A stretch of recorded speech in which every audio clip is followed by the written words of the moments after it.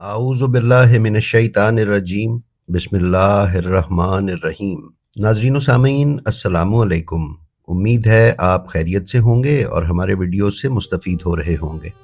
नाज़रीन, इमाम जाफ़र सादिक़ अलैहिस्सलाम अहले तशय्यो के छठे इमाम हैं। हमने आज ये ख़याल किया कि आपकी खिदमत में इमाम जाफ़र सादिक़ अलैहिस्सलाम के एक ऐसे शागिर्द का तारुफ़ पेश किया जाए जिन्होंने केमिस्ट्री यानी कीमिया के मैदान में वो संगे मील कायम किए कि जिनका आज तक ज़माना मोतरफ़ है, और उनकी साइंसी ईजादात और नज़रियात और उनकी दरियाफ़तों से आज की जदीद साइंस भी फ़ायदा उठा रही है।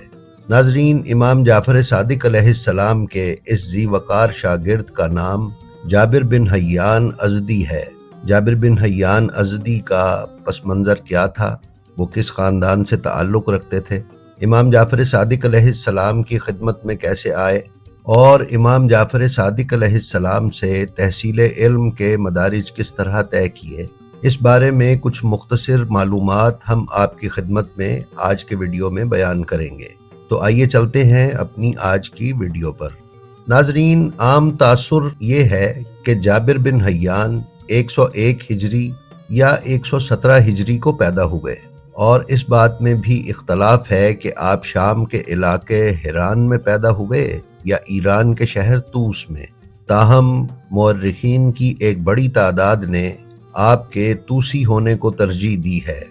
आपके वालिद के बारे में बयान किया गया है कि वो अत्तार थे यानी इत्र बेचा करते थे, लेकिन मुहक्किकीन ने यह भी लिखा है कि वो दवाएं बनाते और बेचते थे। यही वजह है कि जाबिर बिन हय्यान का ज़ौक़ भी उन्हीं उलूम की तरफ मायल था। आपके वालिद के बारे में यह भी मिलता है कि वो यमन में रहते थे और बनी उमैया के आखिरी ज़माने में कूफा आ गए थे। जाबिर बिन हय्यान ने इमाम जाफ़र सादिक़ अलैहिस्सलाम की शागिर्दी इख्तियार की। चूँकि इमाम सादिक़ अलैहिस्सलाम कूफा में 2 साल से ज़ायद अरसा रहे और वहाँ अपने शागिर्दों को तालीम देते रहे। जाबिर बिन हय्यान की तजर्बागाह कूफा में थी। जाबिर एक ज़बरदस्त डॉक्टर भी थे। जैसा कि तारीख में मिलता है कि एक दफ़ा हारून रशीद के वज़ीर याहिया बरमकी की बीवी शदीद बीमार हो गई। बेहतर से बेहतर इलाज करवाने के बाद जब सब अतिब्बा आजिज़ हो गए और वो शिफायाब ना हो सकी और याहिया उसकी ज़िंदगी से मायूस हो गया, तो उसने जाबिर बिन हय्यान की तरफ रुजू किया। उन्होंने दवा की एक खुराक दी तो मरीज़ा आधे घंटे से भी कम वक्त में सेहतयाब होने लगी। याहिया ये देखकर जाबिर बिन हय्यान के पैरों पर गिर गया, तो जाबिर ने उसे ऐसा करने से मना किया और बाकी दवा भी उसे दे दी। जाबिर एक बहुत ज़बरदस्त कीमियादान थे। इमाम जाफ़र सादिक़ अलैहिस्सलाम ने उसे इल्म कीमिया पर 500 रसाइल लिखवाए थे। इमाम अलैहिस्सलाम की तरबियत और आपके आगे ज़ानुए अदब झुकाने की वजह से जाबिर बिन हय्यान को चंद अलक़ाबात मिले।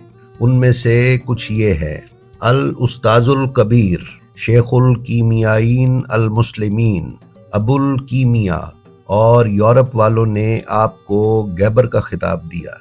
नाजरीन, जस्टिस अमीर अली सैयद अपनी किताब स्पिरिट ऑफ इस्लाम में लिखते हैं कि जाबिर बिन हय्यान इमाम जाफ़र सादिक़ अलैहिस्सलाम के शागिर्द थे।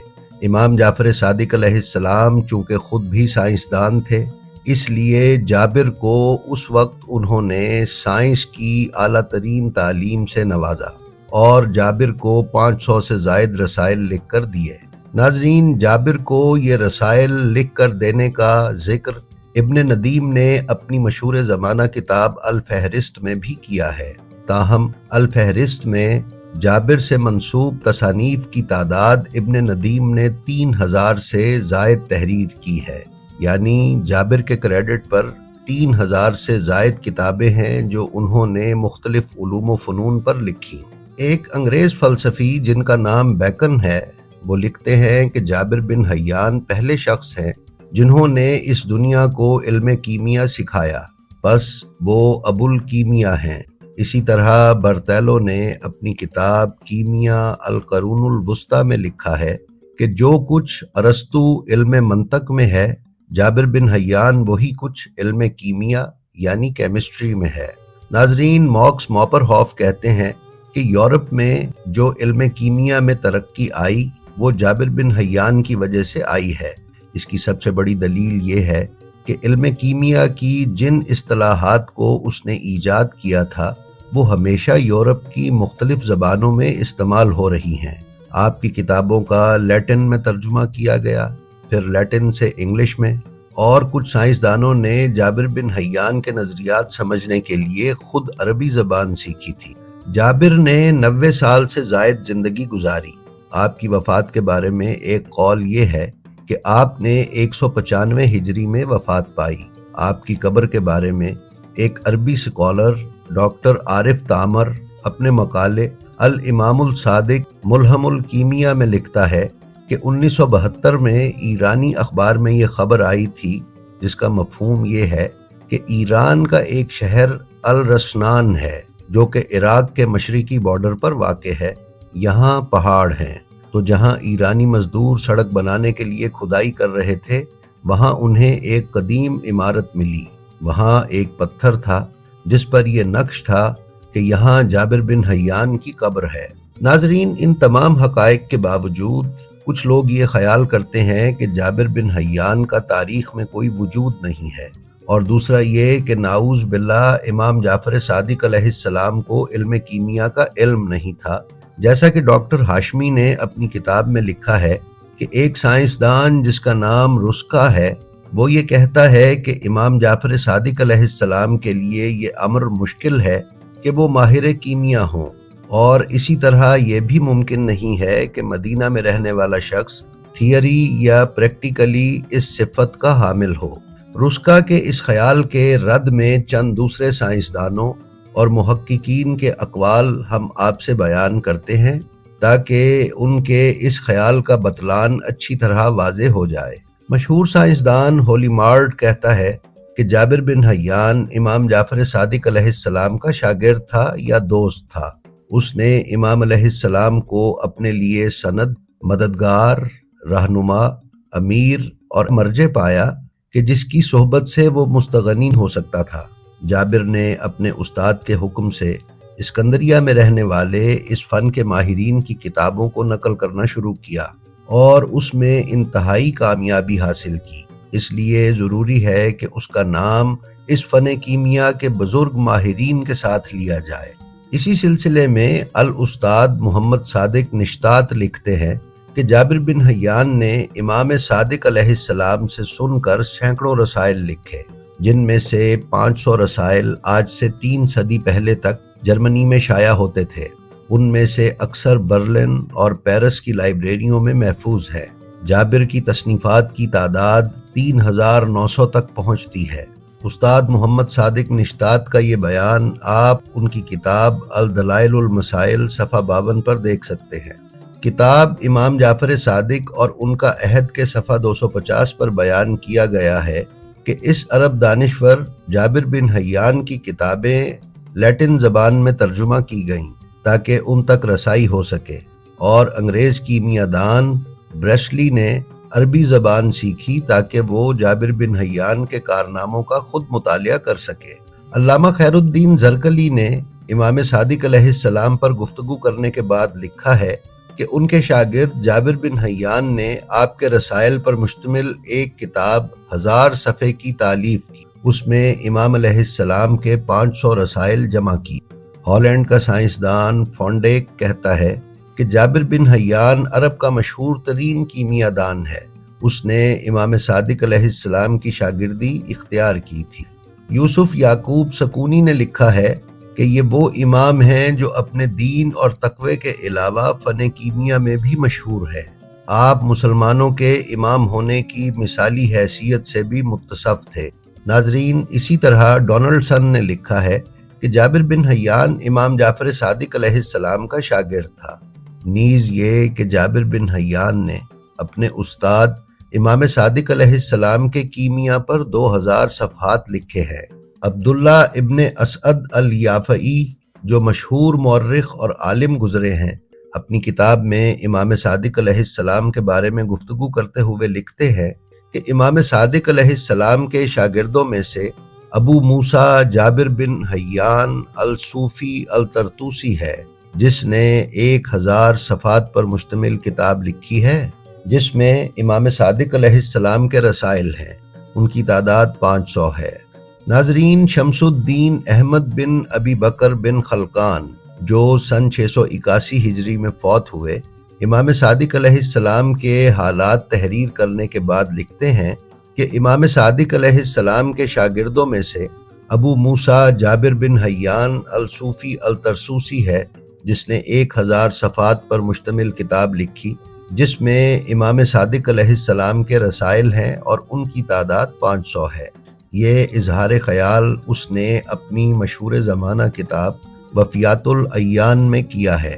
مشہور مصری عالم اور فقیہ ابو زہرہ مصری نے اس مسئلے پر طویل بحث کی ہے، اور اس ضمن میں وہ لکھتے ہیں کہ امام صادق علیہ السلام سائنس کو بھی گہرائی تک جانتے تھے، کیونکہ وہ جابر کے رسائل پر حکم لگاتے تھے، کبھی تصدیق کرتے اور کبھی پڑھتے ہوئے خاموشی سے آگے گزر جاتے تھے۔ بلا شبہ یہ ایسے شخص کا تصرف ہوتا ہے جو موضوع سے کما حقہ واقف ہو، اور آپ کی خاموشی جاہل کی خاموشی نہ ہوتی جو اس کے اسرار و رموز کو جانتا ہی نہ ہو۔ ناظرین، ان تمام بیانات سے یہ بات واضح ہے کہ جابر بن حیان نے علم کیمیا امام جعفر صادق علیہ السلام سے سیکھا ہے۔ ان بیانات سے دو چیزیں واضح ہوتی، ایک تو یہ کہ جابر بن حیان نے شاگرد بن کر امام عالی مقام سے علم کیمیا سیکھا، اور دوسرا یہ کہ جابر کے معلم علم کیمیا میں فقط امام صادق علیہ السلام ہی ہیں۔ ناظرین، سائنسدان یہ کہتے ہیں کہ کسی کیمسٹ کی قابلیت کا اندازہ اس بات سے نہیں لگایا جا سکتا کہ اس نے کیا کیا پڑھا ہے، بلکہ اس بات سے لگایا جاتا ہے کہ اس نے تجربے کے ذریعے کیا کچھ ثابت کیا ہے۔ جابر نے اپنی کتابوں میں فولاد بنانے، چمڑا رنگنے، دھاتوں کو صاف کرنے، موم جامہ بنانے، لوہے کو زنگ سے بچانے کے لیے اس پر وارنش کرنے، بالوں کا خضاب تیار کرنے اور اسی قسم کی درجنوں مفید چیزیں بنانے کے طریقے ایجاد کیے۔ کیمیائی آلات میں جابر کی سب سے اچھی ایجاد قرائے امبیک ہے۔ یہ کشید کرنے والا ایک آلہ ہے جس سے عرق کو کشید کرنے اور ست یا جوہر تیار کرنے کا کام لیا جاتا تھا۔ اس آلے میں جو برتن استعمال ہوتے تھے ان میں سے ایک قرعہ اور دوسرے کو امبیک کہتے تھے۔ قرعہ عموماً صراحی کی شکل کا ہوتا تھا جس کے ساتھ ایک لمبی نالی لگی ہوتی تھی۔ دوسرا حصہ پہلے پر اچھی طرح آ جاتا تھا، یعنی فٹ ہو جاتا تھا۔ عطار عرق کشید کرنے کے لیے اب بھی یہی آلہ استعمال کرتے ہیں، فرق صرف یہ ہے کہ اب وہ مٹی کی بجائے لوہے یا ٹین سے بنایا جاتا ہے۔ اس کا موجودہ نام ریٹارٹ ہے۔ ناظرین، جابر کی ایک اور اہم دریافت گندھک کا تیزاب ہے۔ انہوں نے اس قرائے امبیک سے ہی یہ تیزاب بنایا۔ آج بھی اس کی تیاری کا طریقہ کافی حد تک وہی ہے، فرق صرف یہ ہے کہ اب ذرا بہتر قسم کے آلات استعمال کیے جاتے ہیں۔ الغرض، جابر نے اپنی تحقیقات سے علم کیمیا کو ایک نیا روپ دیا اور اسے کہیں سے کہیں پہنچا دیا۔ انہوں نے کیمیا پر تصانیف بھی لکھیں جن کی زبان عربی ہے۔ ان کی تمام تصانیف کا ترجمہ لاطینی یعنی لیٹن کے علاوہ دیگر یورپی زبانوں میں بھی ہو چکا ہے۔ ان کی علمی تحریروں میں 200 سے زائد تصانیف ایسی ہیں جو اب بھی یونیورسٹیوں میں پڑھائی جاتی ہیں۔ اسلامی عہد میں سنہری کارنامے انجام دینے والا یہ عظیم سائنسدان 95 برس کی عمر میں فوت ہوا۔ جابر نے کیمیا کی لیبارٹری کا سامان ایجاد کرنے کے ساتھ ساتھ تیزاب، عناصر و مادے کی حالتیں، کیمیائی مرکبات، کیمیائی عمل سازی اور دوا سازی میں کشتوں کی تیاری میں اصطلاحات کیں اور بتایا کہ دھات کا کشتہ بنانے سے اس کا وزن بڑھ جاتا ہے۔ عمل کشید اور تقطیر کا یہ طریقہ بھی جابر کا ہی ایجاد کردہ ہے۔ انہوں نے کلماؤ یعنی کرسٹلائزیشن کا طریقہ اور 3 قسم کے نمکیات بھی دریافت کیے۔ جابر نے کیمسٹری کی اپنی کتابوں میں بہت سی اشیاء بنانے کے طریقے درج کیے۔ انہوں نے کئی اشیاء کے سلفائڈز بنانے کے بھی طریقے بتائے۔ انہوں نے شورے اور گندک کے تیزاب جیسی چیز دنیا میں پہلی بار ایجاد کی جو موجودہ دور میں بھی نہایت اہمیت کی حامل اور سنسنی خیز ہے۔ یہ امر قابل ذکر ہے کہ پوری دنیا میں علمی سائنس اور فکری حوالے سے دوسری صدی عیسوی کے بعد کوئی اہم شخصیت پیدا نہ ہوئی تھی۔ بقراط، ارسطو، اقلیدس، ارشمیدس، بطلیموس اور جالینوس کے بعد صرف سکندریہ کی آخری محقق ہائپیتھیا چوتھی صدی عیسوی میں گزری تھی۔ لہٰذا علمی میدان میں چھپائی ہوئی تاریکی میں روشن ہونے والی پہلی شمع جابر بن حیان کی تھی۔ اس کے بعد 11ویں صدی تک مسلمان سائنسدانوں اور مفکروں کا غلبہ رہا۔ جی تو ناظرین، یہ تھی ہماری آج کی ویڈیو۔ ہمیں امید ہے یہ آپ کو پسند آئی ہوگی۔